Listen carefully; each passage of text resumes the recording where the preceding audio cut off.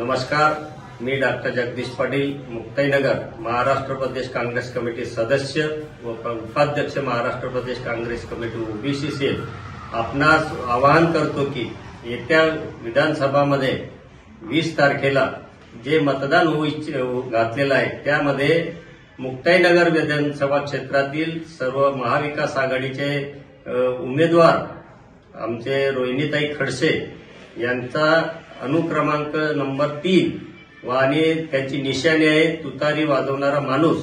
या निशाणीवर आपण बहुमताने मतदान करून यांना विजयी करावे असे आवाहन करतो।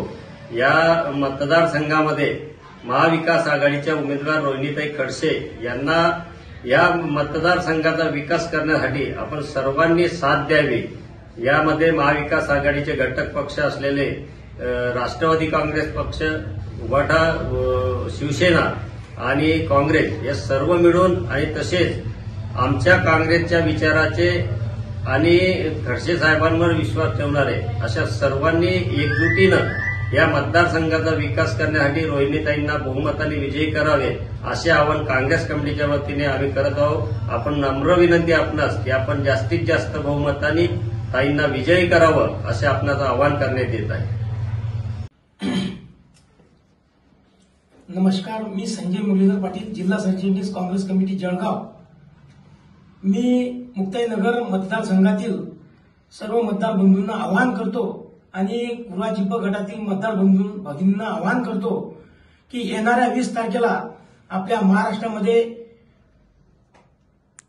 विधानसभेची निवडणूक होऊ घातलेली आहे आणि आपल्या मुक्ताईनगर मतदारसंघाच्या उमेदवार, महाविकास आघाडीच्या उमेदवार आदरणीय रोहिणीताई खडसे यांना आपण भरघोस मत देऊन त्यांना आपल्याला लाखोच्या संख्येने विजयी करायचा आहे।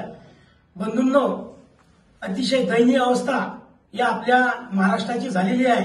गेल्या 2-2.5 वर्षामध्ये कुठल्याही प्रकारचं शेतकरी असेल, शेतमजूर असेल, तरुण वर्ग असेल, कुठल्याही प्रकारचं त्याच्या हाताला काम नाही आणि कुठलाही त्यांना रोजगार नाही, शेतीमालाला भाव नाही आणि महागाई गगनाला भिडलेली आहे।